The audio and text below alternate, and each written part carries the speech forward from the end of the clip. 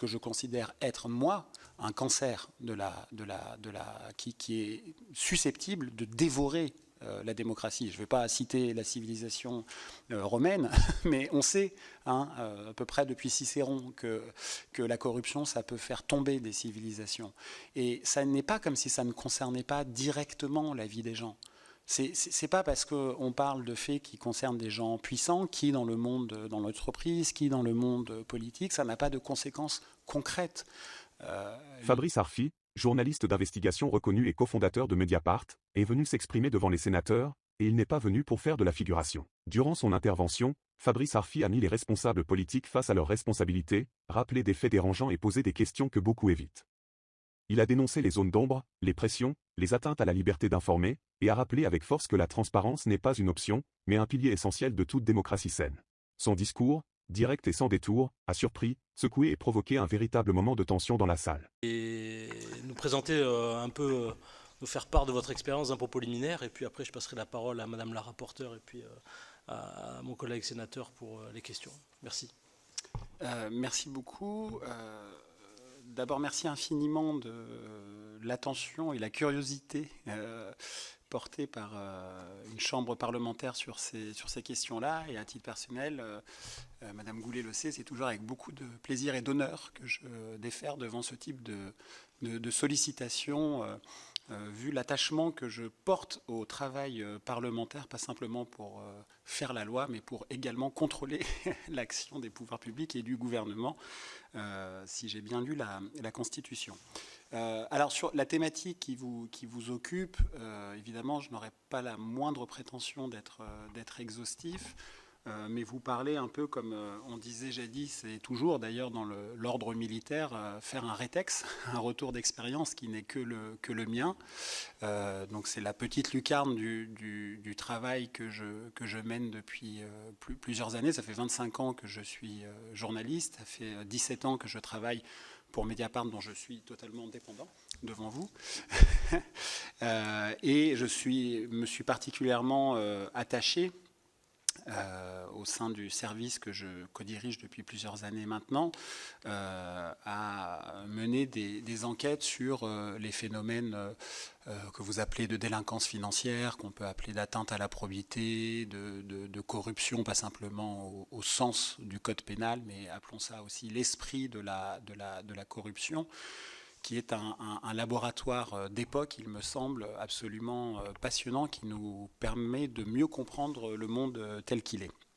Je vous dis ça parce que peut-être ça paraîtra un peu grandiloquent et j'espère pas provocateur, mais mon premier propos quand même, pour poser la situation qui est la nôtre, quand on est citoyenne et citoyen d'un pays comme la France, on est citoyenne et citoyen d'un pays qui a déjà eu un président de la République définitivement condamné pour des atteintes à la probité, il s'appelle Jacques Chirac, dont le Premier ministre a été définitivement condamné pour des atteintes à la probité, il s'appelle Alain Juppé, dont le successeur de Jacques Chirac a été définitivement condamné pour une atteinte à la probité, il s'appelle Nicolas Sarkozy, et dont le Premier ministre a été définitivement condamné pour atteinte à la probité, il s'appelle François Fillon. Voilà. Donc ça veut dire 2 chefs d'État, 2 chefs de gouvernement qui ont été définitivement condamnés pour des atteintes à la probité. Je ne suis pas certain qu'il y ait beaucoup de démocratie occidentale moderne, comme on dit, libérale, je ne sais pas comment il faut appeler ça, qui ait un tel CV judiciaire qui, il me semble, nous tend un miroir dans lequel on doit pouvoir se regarder sans honte, mais c'est un peu comme à l'école, c'est...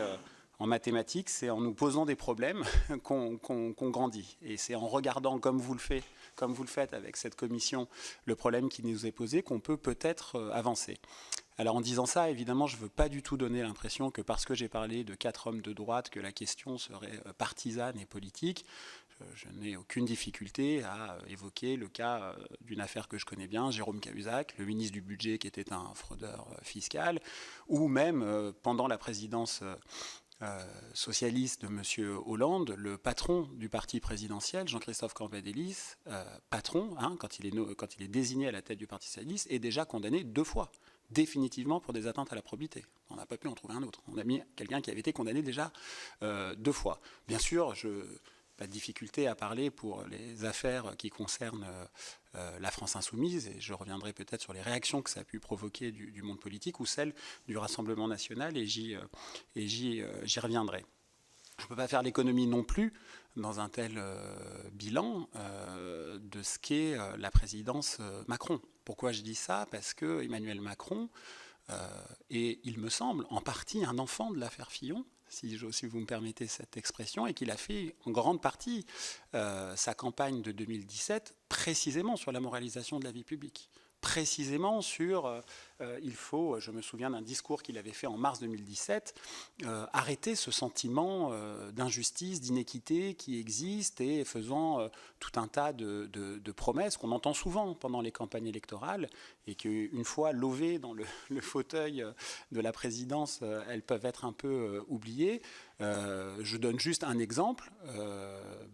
Mars 2017, Emmanuel Macron dit qu'évidemment, un ministre mis en examen devra démissionner, en vertu de ce qu'on appelle improprement, mais peu importe, la jurisprudence Bérégovoy-Balladur, qui n'avait rien de jurisprudentiel, mais qui était une jurisprudence politique, si on ose dire, et qui s'entendait parfaitement, et on pourra y revenir, entre la relation qu'il peut y avoir entre le principe de précaution et la présomption d'innocence, et on peut évidemment concilier les deux sans porter atteinte à aucune des deux autres.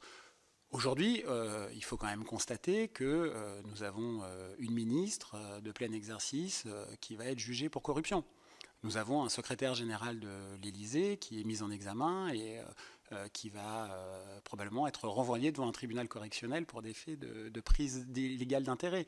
Je ne vais pas revenir sur ce qu'a été la griffure, si vous me permettez l'expression, de l'affaire dite Dupond-Moretti, qui s'est retrouvée devant ce que beaucoup d'hommes et de femmes politiques considèrent comme une sorte de furoncle démocratique, qui est la Cour de justice de la République. Il faut quand même imaginer que nous sommes l'un des seuls pays au monde, à avoir, pour les délits commis par des membres de gouvernement en fonction, un tribunal d'exception, et qui est jugé par des parlementaires. Ça raconte quand même quelque chose. C'est-à-dire que c'est quand même le monde politique qui juge le monde politique. Et d'ailleurs, je ne vais pas rentrer dans le détail de l'affaire Dupond-Moretti, ça n'est évidemment pas le lieu, mais je ne connais pas un juriste qui ne discute pas la décision de la CJR sur la relaxe de la Cour de justice de la République pour les prises illégales d'intérêt dont il était soupçonné. Pourquoi je vous dis ça et pourquoi ça me paraît important ? Parce que précisément ce qui vous occupe, la délinquance financière, la corruption, par définition, c'est la rencontre du pouvoir et de l'argent. Ça concerne assez peu les nécessiteux. Et je vous dis ça parce que dans ce type de dossier, ce que moi je constate, avant peut-être de parler de choses plus pratiques, mais il me paraît très important de vous parler du contexte dans lequel tout ça se passe. Ce que je vois, d'où je suis, c'est que les mis en cause, par définition, sont des gens puissants. Ils ont des réseaux médiatiques, des réseaux financiers, des réseaux politiques. Et pourquoi je dis ça? Parce que les mis en cause dans ce type d'affaires ont la capacité d'imposer un narratif dans la conversation publique autour de ces affaires-là. Dans ces dossiers-là, un ancien président mis en examen peut aller pendant 27 minutes aux 20h de TF1 se défendre. Et c'est très bien qu'il se défende. J'ai aucun problème avec le fait, évidemment, qu'un mis en cause puisse se défendre. Puis quand ce même ancien président de la République est remis en examen en 2020 pour association de malfaiteurs, il va 45 minutes sur le plateau de la première chaîne d'infos en continu BFM TV. Je ne suis pas sûr que ni la première chaîne que j'ai citée, ni la seconde ont consacré ici 27 minutes et là 45 minutes pour expliquer, ne serait-ce qu'expliquer, avec toutes les prudences d'usage, quels sont les faits qui peuplent le dossier qui vaut les mises en cause. Je vous dis ça aussi parce que c'est dans ce type d'affaires où l'on voit un renversement de perspective qui, moi, me paraît proprement sidérant, sinon scandaleux. Souvent, les mises en cause ont justement la capacité, les mêmes qui demandent la tolérance zéro pour la délinquance du quotidien, la délinquance de droit commun, ont la capacité à s'inviter justement dans les médias pour faire le procès de la justice. C'est-à-dire que dans ces affaires, parce que précisément les policiers, les gendarmes, les douaniers, les procureurs, les juges d'instruction, qui mènent des enquêtes contre les atteintes à la probité, par nature, ils s'attaquent à des formes d'ordre établies. Eh bien, les mêmes vont à la radio, à la télé, pour dire que le problème dans ces affaires, c'est la justice. L'ancien président dont je parle, il faut quand même prendre conscience de ce dont nous parlons, a comparé la police anticorruption, l'OCLIF, l'Office central de lutte contre la corruption et les infractions financières et fiscales, à la Stasi, est-allemande. Ça s'est passé, ça a eu lieu. Dans une tribune dans le Figaro en 2014, il a comparé l'OCLIF à la Stasi. Les juges d'instruction ont été attaqués nommément par ce même ancien président de la République. Quand il a été mis en examen ou quand il a été condamné. Il m'est arrivé de participer à des émissions de télé où quand il y avait après certaines affaires, que vous avez pu citer, la question qui m'était posée par mon propre milieu médiatique, c'est est-ce qu'il faut supprimer le parquet national financier ? C'est déjà arrivé, ça, après des condamnations, parce que le parquet serait un organe militant ou je ne sais quoi, dévolu à des causes obscures, qui sont des discours de populisme anti-judiciaire très connus. On a les mêmes au Brésil avec Bolsonaro, on a les mêmes aux États-Unis avec M. Trump, on a eu les mêmes avec Berlusconi en Italie, on a le même avec M. Netanyahou concernant ses affaires de corruption en Israël. Moi, ma position par rapport à ça, je peux donner un autre exemple pour parler de Marine Le Pen. L'affaire des détournements présumés de fonds publics au Parlement européen n'a jamais intéressé, n'a jamais fait l'ouverture des journaux, n'a jamais fait l'ouverture des matinales. En revanche, c'est devenu un événement quand Marine Le Pen a décidé d'en faire un événement au lendemain des réquisitions du parquet, en allant aux 20h de TF1 pour dire que c'était scandaleux. Elle a parfaitement le droit de le penser. Mais ça nous dit quelque chose, là aussi, il me semble, que le fond du dossier qui porte sur le détournement présumé, encore une fois, de 5 millions d'euros d'argent public, de votre argent, de notre argent, mon argent, ça n'intéresse pas. En revanche, quand la mise en cause décide de dire que c'est un scandale, que le parquet ose requérir une condamnation à effet immédiat avec exécution provisoire, on retombe dans ce qu'on entend, la République des juges, le gouvernement des juges, la justice contre la démocratie. Bon. Moi, ma position par rapport à ça, c'est que sur la délinquance financière, sur les atteintes à la probité, je propose toujours de décentrer et d'imaginer qu'on l'on parle d'un autre type de délinquance. Je parle sous le contrôle de Frédéric, si des services de police et un parquet spécialisé dans la lutte pour la criminalité organisée saisit 20 kilos, 30 kilos, 40 kilos de cocaïne, est-ce qu'il y a des débats judiciaires des débats médiatiques pour suggérer qu'il faut supprimer la brigade des stupes ? Je ne crois pas. Le ministre vient se faire prendre en photo devant la saisie de cocaïne. On trouve ça formidable. Des policiers qui font tomber des fraudeurs fiscaux ou des corrompus n'ont aucun égard. Aucun égard. Au contraire, ils sont considérés comme les agents d'on ne sait quel complot médiatico, judiciaro, fantasmatique. Ça ne veut pas dire que la justice ne peut pas faire des erreurs. Ça ne veut pas dire que la police ne peut pas faire des erreurs. Mais les mêmes qui dénoncent le tribunal médiatique sont ceux qui n'ont aucun problème dans le débat public à installer l'idée qu'il y aurait un complot. C'est du pur conspirationnisme, qu'il y aurait un complot contre eux dans ce type d'affaires-là. C'est-à-dire que ça donne le sentiment, je vous dis ça parce que je crois que vis-à-vis des citoyennes et des citoyens de notre pays, ça peut donner le sentiment très dangereux que la loi n'est pas la même pour tout le monde. Que ceux qui demandent l'application stricte de la loi et la répression, et ils ont raison, eh bien, les flammes judiciaires ne peuvent pas s'approcher de leur propre milieu, de la délinquance de leur milieu, qui est la délinquance financière. J'ai peu dormi cette nuit parce que j'ai dû écrire une chronique d'un procès que je suis en train de suivre, qui est le procès des financements libyens. Je vous dis ça pas pour vous parler de mes insomnies, mais parce que ça me paraît être un moment très significatif. Alors je ne vais pas du tout faire le procès à la place du procès, c'est pas du tout mon rôle, je ne suis pas magistrat, je ne suis pas policier, je ne suis pas là pour dire qui est coupable et pas coupable, mais par rapport à ce dont nous parlons, ce procès a été le fruit d'une instruction qui a duré 10 ans. Ça va peut-être vous intéresser par rapport à votre commission. Il a été beaucoup dit qu'on n'a jamais vu autant d'argent public dépensé pour une instruction comme celle-là, des moyens considérables qui ont été déployés. La réalité, c'est qu'il n'y a pas eu un seul policier détaché à temps plein sur cette affaire pendant 10 ans. Il n'y a pas eu un policier détaché à temps plein sur l'affaire Sarkozy-Kadhafi des financements libyens pendant 10 ans.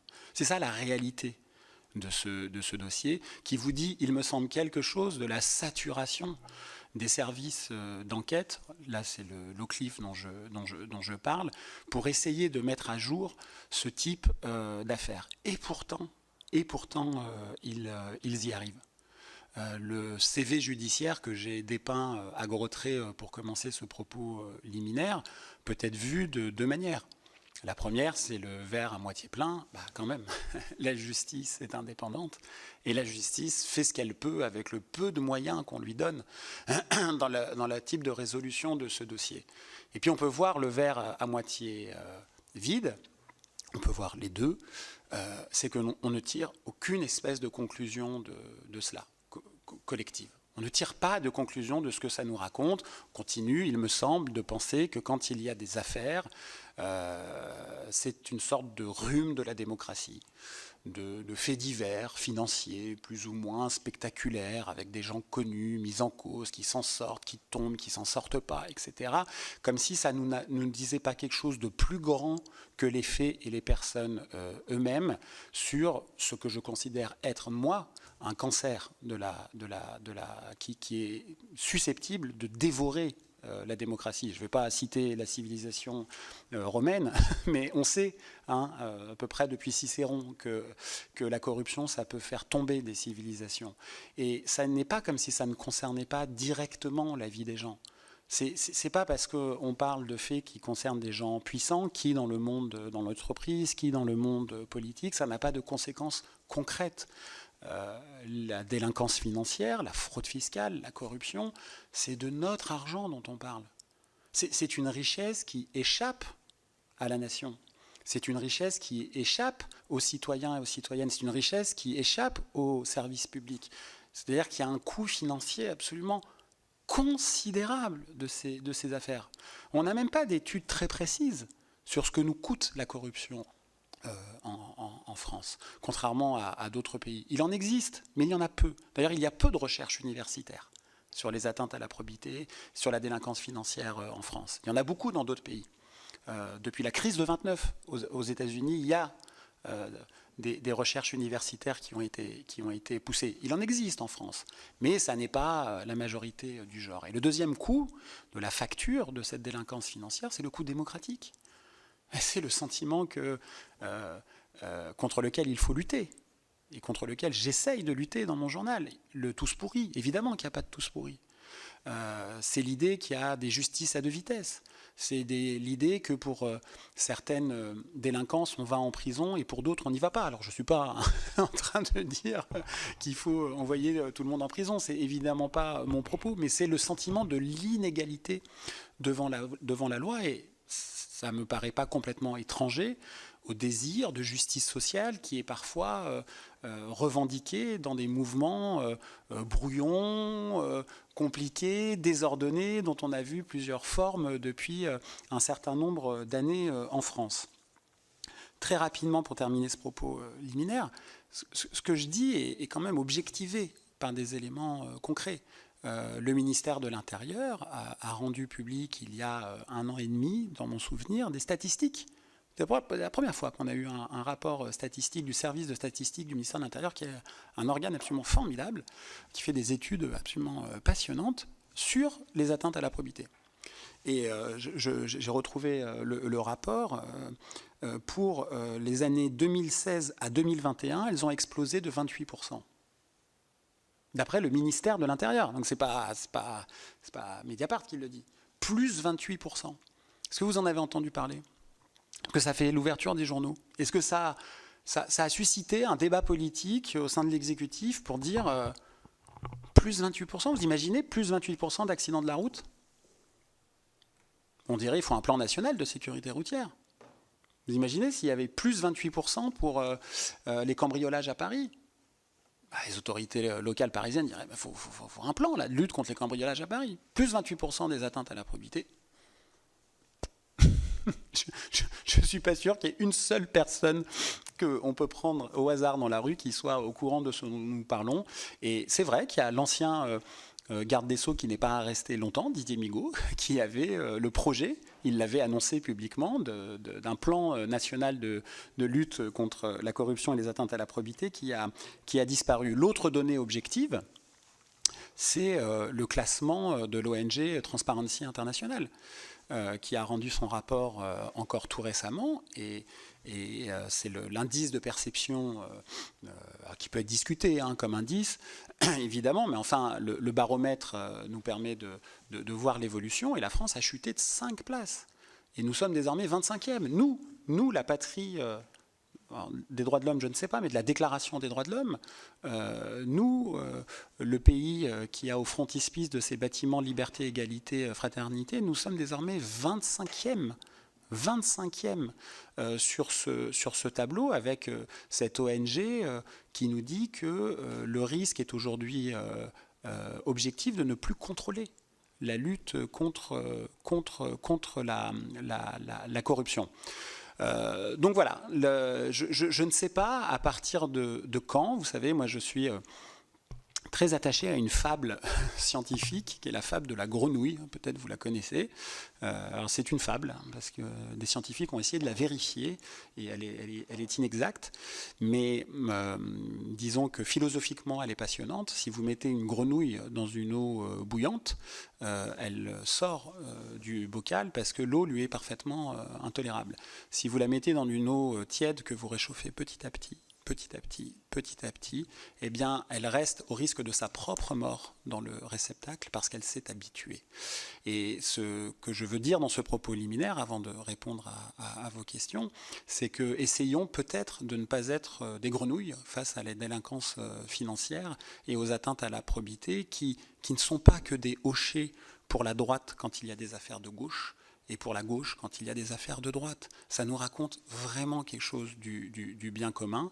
Et derrière toutes ces histoires, il y a une petite tragédie qui fait, il me semble, beaucoup de mal et qui n'est pas sans lien sur une partie de la fatigue démocratique que l'on peut sentir dans les urnes.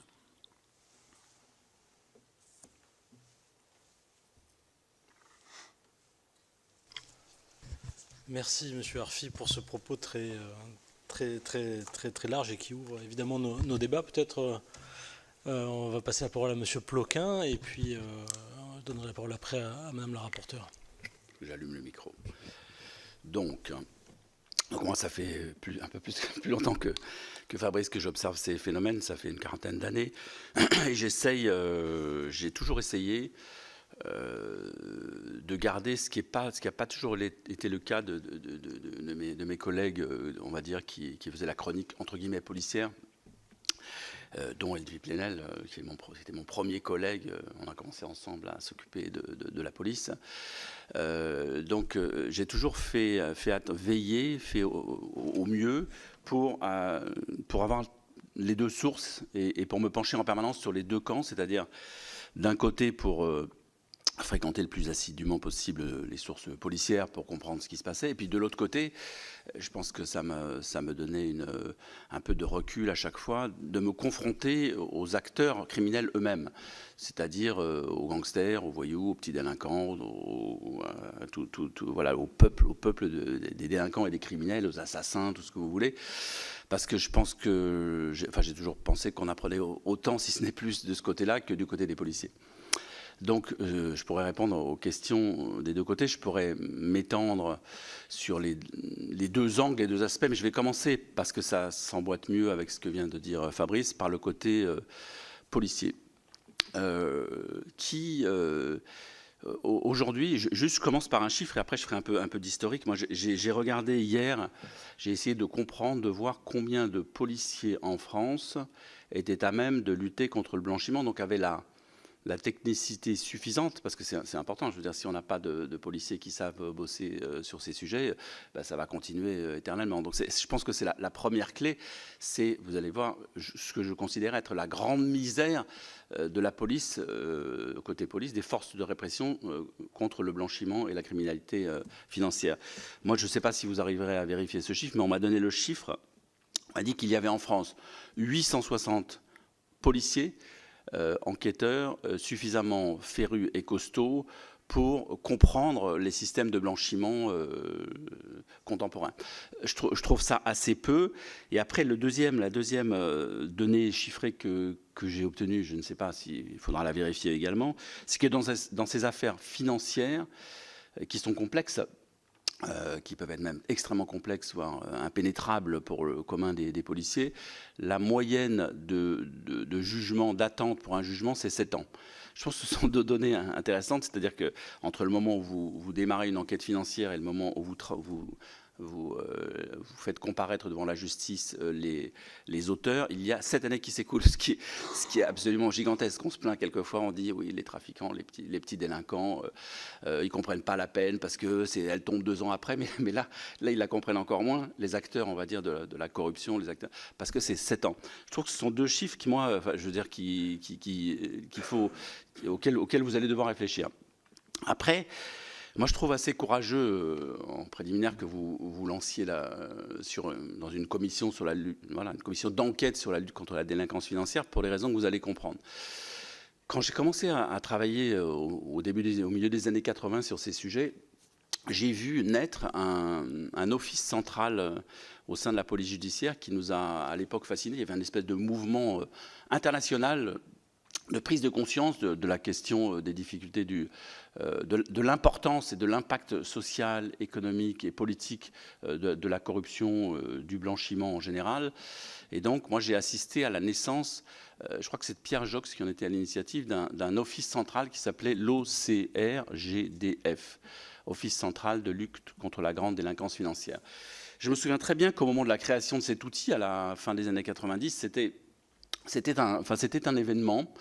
Les policiers, tout d'un coup, se disaient « mais peut-être que cette matière-là peut devenir un jour noble ». Car, ça aussi c'est important à savoir pour vous, là, au sein de la police, depuis les années 60, 70, 80, 90, 2000, cette matière financière, non seulement n'était pas noble, mais était une sorte de repoussoir. C'est important à savoir. C'est un repoussoir, c'est-à-dire qu'on mettait, en gros la police judiciaire, c'était des cow-boys, on sautait sur les braqueurs, on faisait des flagrants délits, et on faisait la une des journaux. Et donc tous les policiers, de fait, je caricature, mais c'était vraiment comme ça, voulaient aller dans ce domaine-là. Et là, le financier, c'était un peu les notaires de la police judiciaire, les gras de papier, même pas les notaires. Les notaires, c'est presque, on va dire, les greffiers de la police financière, des ronds de cuir, un peu comme ça, un boulot où on sortait pas, où on bougeait pas. C'était ça, c'était considéré comme ça. Donc c'était une police de seconde zone. Mais c'est important parce que je pense que ceci a un impact jusqu'à aujourd'hui sur la lutte contre la délinquance financière en France. Donc c'était une sous-police où il fallait être ultra spécialisé, où on s'emmerdait, où on faisait pas, peu de planques, où voilà, il y avait pas le côté adrénaline qu'on pouvait trouver en police, à l'anti-gang par exemple, ou dans des services comme ça. Donc l'OCRGDF n'en a pas moins été créé et a commencé à faire une affaire, puis 2 affaires, puis 3 affaires, et des affaires. Et qu'est-ce qu'ont permis de découvrir ces affaires? Et c'est là où je vous trouve courageux, vous allez comprendre pourquoi. Qu'est-ce qu'ont permis de découvrir ces affaires? C'est que finalement, quand l'OCRGDF a commencé à s'intéresser, par exemple, à la présence des Colombiens sur le territoire français, déjà dans les années 90, au trafic de cocaïne, à ce que ça générait comme argent sale, etc.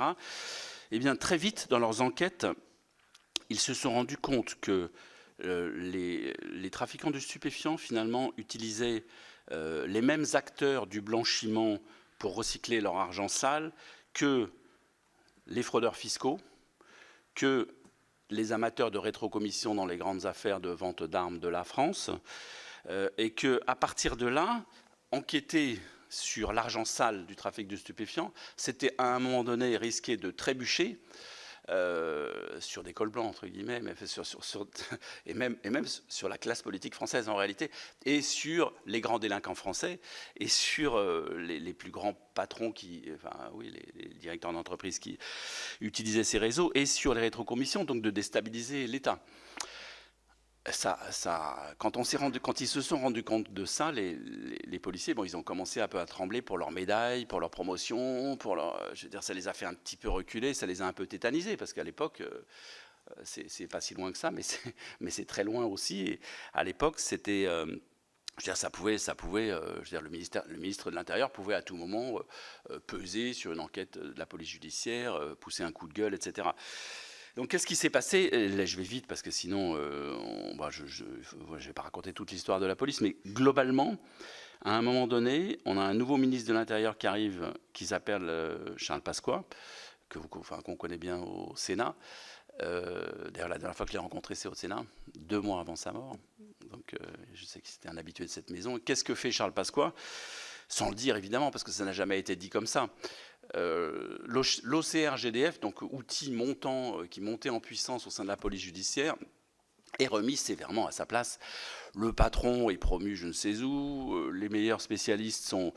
Bon, évidemment, c'est jamais quand on sanctionne entre guillemets des policiers, on se débrouille toujours dans ces cas-là, en tout cas pour les promouvoir, pour leur offrir des médailles, des grades, etc. Donc ça s'est pas vu. Personne n'a remarqué, mais moi qui les fréquente, ces policiers, ils ont tous été relativement amers sur le mode. Bon, on commençait dans ces années-là à mettre en place des structures de lutte contre l'argent sale, et boum, on nous remet à notre place, et boum, finalement, on nous renvoie à nos travers, on conforte nos travers. Bon, on était mieux à courir après Antonio Ferrara, qui n'existait pas à l'époque, ou après des gens comme ça. C'est moins risqué que de s'attaquer à l'argent sale.